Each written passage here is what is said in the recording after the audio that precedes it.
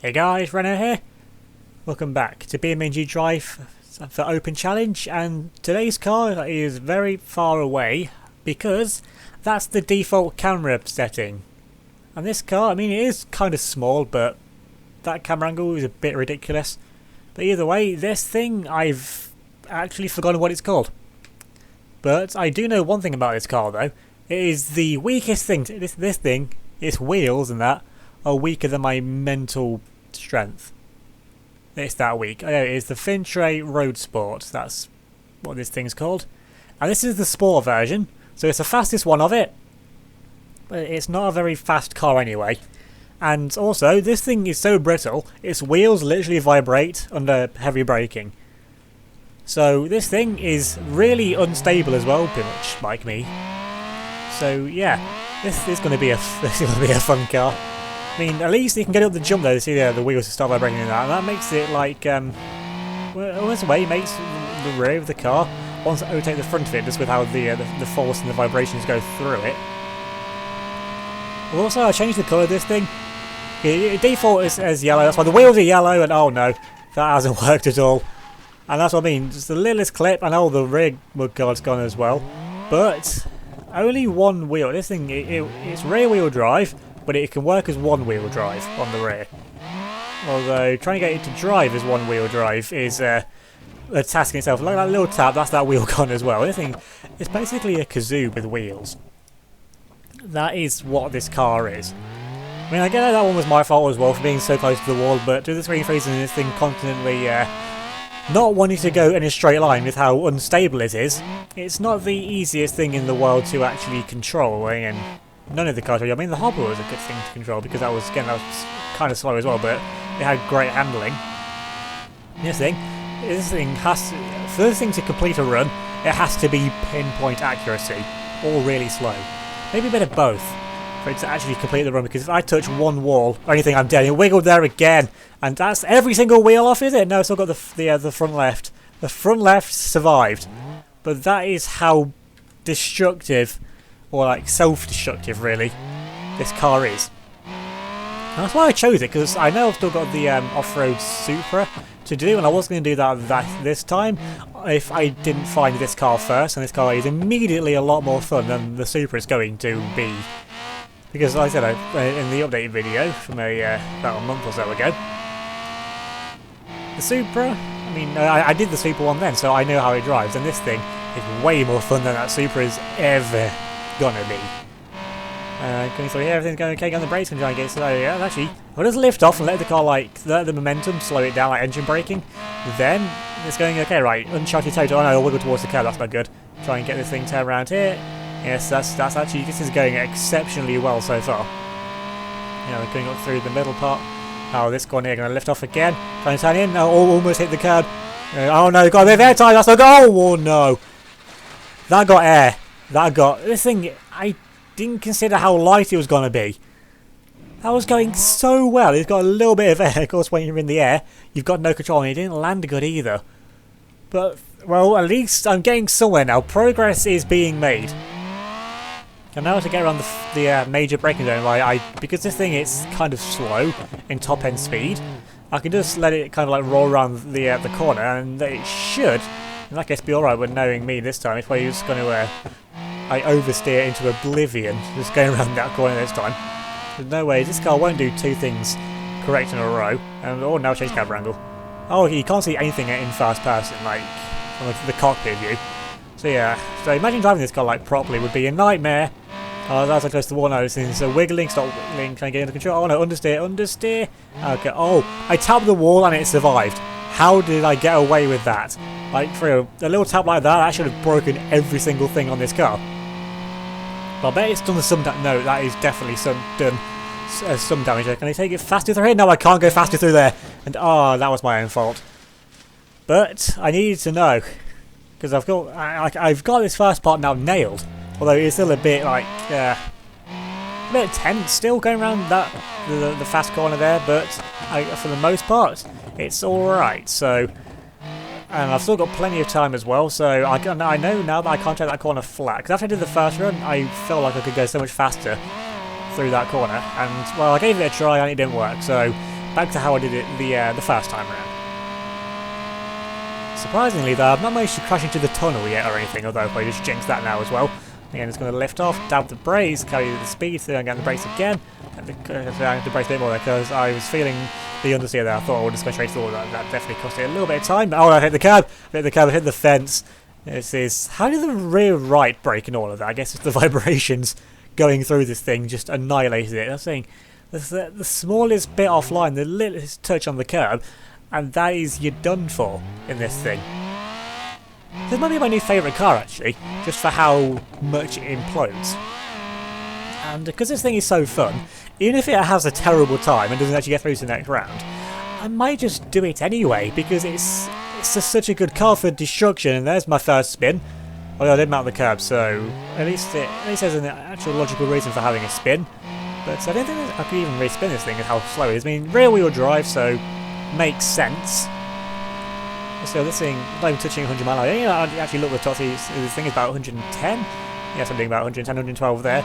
And like a wide line through. I'm not even touching the brake. Okay, I need to touch the brakes there. That was a horrible line, and I'm upside down. That was actually just like a GT moment there. A horrible line and ended. Oh, what is the mudguard doing? Why is the mudguard orbiting the tyre? This car's doing some very strange things. And that's just making me like it even more, because it's just doing things that should not be happening. I mean, it shouldn't be this week in the first place. But, it is, so... That's a bit strange, but that's just how it is. That percentage made no sense, did it? It didn't make sense in my head, so yeah, that definitely made no sense at all. The screen freezes are starting to come a bit more, but these are only happening in a straight line so far. I'm just jinxing so... Why do I just keep talking? I'm just jinxing so many things right now. I took the wall... Oh no. I got a little bit offline, got too close to the barrier, trying to carry a better line through. I'm a better line. It wasn't a better line in the scheme of things. That was a... If I got one wheel left, actually still functions. Yeah, the rear right actually still works. I mean, both rear wheels still work, but that one actually works properly. So, first part of the lap nailed, but considering what I just did, I just need to keep it a bit more central. So somewhere, what I was doing to start with, I mean, just trying to take different lines each time, trying to maximise the pace I can get through there. Else the screen freeze and tap the wall. There we go. I've got away with it again. 2 little taps on the wall. That's something I've got away with. I mean, the wheel guards do stick out a little bit more. So the wheel guard is what took the impact. So I got very lucky on that one. Tap the brake. Oh no, got a wiggle. That's not good. That's me tapping the brakes. This thing is just so unsettled. And now it's upside down, which is not a surprise at all. But it's following the usual trends. I do good. Well, the first run is always a first run. It's never anything spectacular, really. Then I find a line or a method to get it to work through a certain point of lap, or in this case the first half. And then that happens a few times. I crash a bit further up, because that's new territory. And then I completely forget how to do the first bit that I had mastered about 5 minutes ago. No matter what the car is, the trends continue. I'm going to brake now. Well, a little down with the brake, carry the speed through. I'll going to get brakes again. Okay, oh no, I'm understeering a little bit, but that's okay. I mean, this thing isn't the most aerodynamic. Well, it's more aerodynamic. It's not the most. It's not got a lot of downforce in what I was going for there. It's a bit aerodynamically challenged in that aspect. I'm going to have the brakes through here, lift off, and try and take a nice wide line through there. Well, I say wide line. It didn't go out as well. I thought it was going to understeer a bit more. Well, yeah, I mean, I was getting a bit twitchy. Oh no. It got the twitch and just twitched into the wall. But progress was made once again. But what cost? I mean, at least it's imploding. At least that's nice and spectacular. I mean, enjoying the random, just over-exaggerated implosions of this thing. But it's getting towards the point where I'm going to need to start getting a lap time out of it. Although for this car, this is with the exception, because I'll use it in anyway. Like, if I ever... one thing I'm thinking of, I don't know if I'm going to use it around in this or not, because it's not one thing that I've considered. If I can find it, download the avalanche map and try and take this thing up the cliff with the giant rocks and that falling down on top of it, I feel like that would be something fun. I hit the grass. No, don't hit anything. Don't hit anything. I managed to get away with that, but now I need to do a 3.10, which It's gonna cost this thing. That's cost this thing so much time. Oh no. Oh, the engine covers fell off, which makes perfect sense.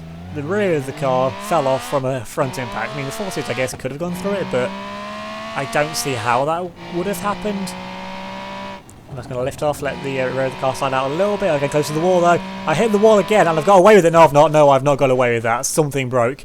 Something was definitely broken there in the rear. I mean, honestly, probably for the best that time, since I had to do a 3-point turn, and just costed it so much time. So that might have been for the greater good, honestly.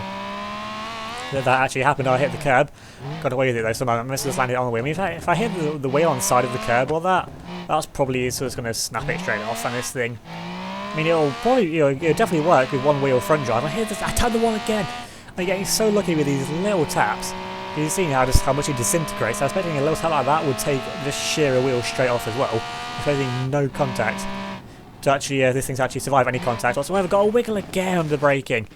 That's going to slam into the wall. At least the actual chassis and shell of this car is basically indestructible. It's just the wheels. I mean, that's why this series is called Open Challenge, because the wheels are open and exposed.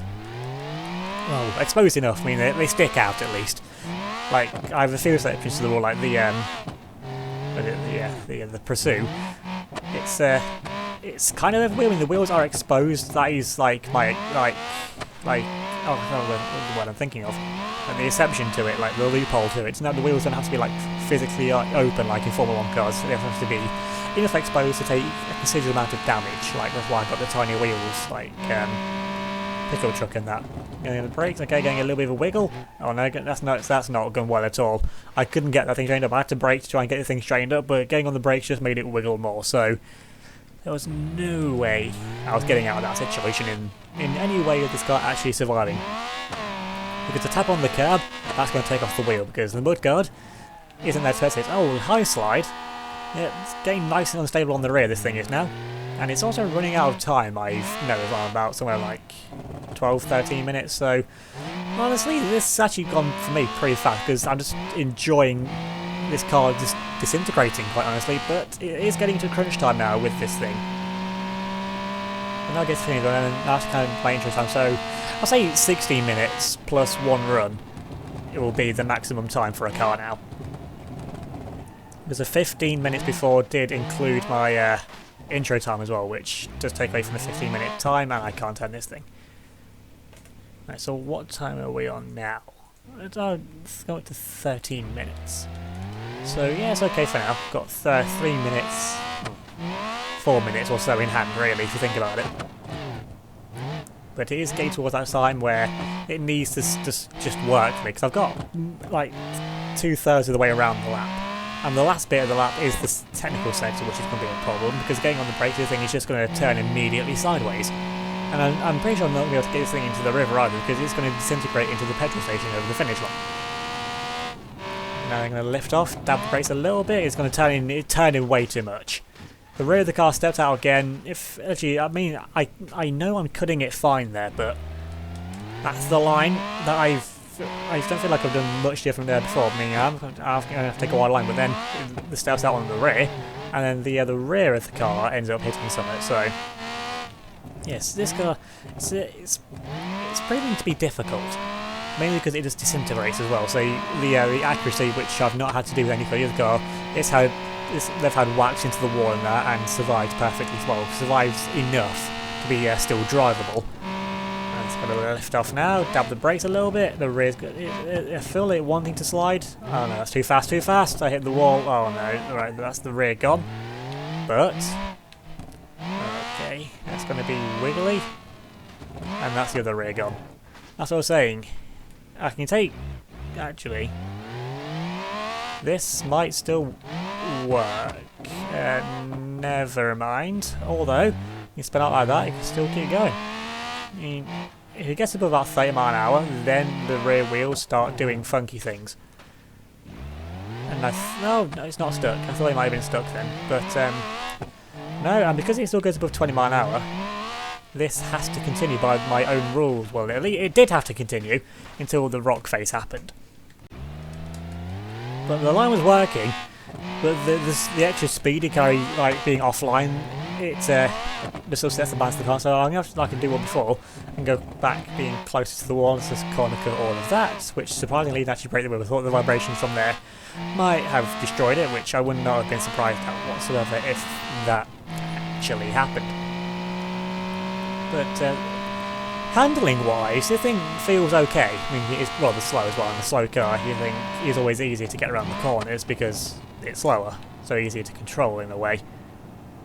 Now the fast part, that's gone. Yeah, it could have been faster, but it worked. You know, the lift off again to let the car like slide through a little bit. Now put the power down. So much more space there on the exit, but I need to get a time out of this thing now. Lift off, just try lifting off. I've got a little bit of a slide on the rear. Put the power down now, getting close to the walls again. I got over the. No, it wiggled a little bit, a bit of a screen freeze there. But it's all going okay. Right, now back into uncharted territory. I'm going to dab the brakes because I cannot just slow on the brakes like I normally do. Because that means the car's just going to disintegrate. Right, into the final stretch now. We've got the bump coming up. Oh, it actually took off over the bump. It's a good job I lifted off through there. And then, second to last corner now, past the bins. The bins are solid, don't want to hit them. Into the final corner. This thing is really responsive at slow speeds as well, which is rather contrary to how it normally is. And over the line, it's made it, it's jumped the finish line and disintegrated. I mean, was there any other way for this thing to actually finish the run, besides being upside down and disintegrating? But it made it, and that's the main thing. And that would have been the second to last run for this, well, because I've gone over 60 minutes now on the time, so yeah. I mean, it's not going to get to the river, but I don't really think that matters anyway, so I'll put the telephone screen to where this thing got now, so leave a like if you enjoyed this video, leave a comment down below, subscribe if you're new, and hit that notification bell so you don't miss out on any future videos. Remember to give me a follow on Twitter and Instagram, they'll be linked in the description down below. Thanks for watching, and I'll see you all next time.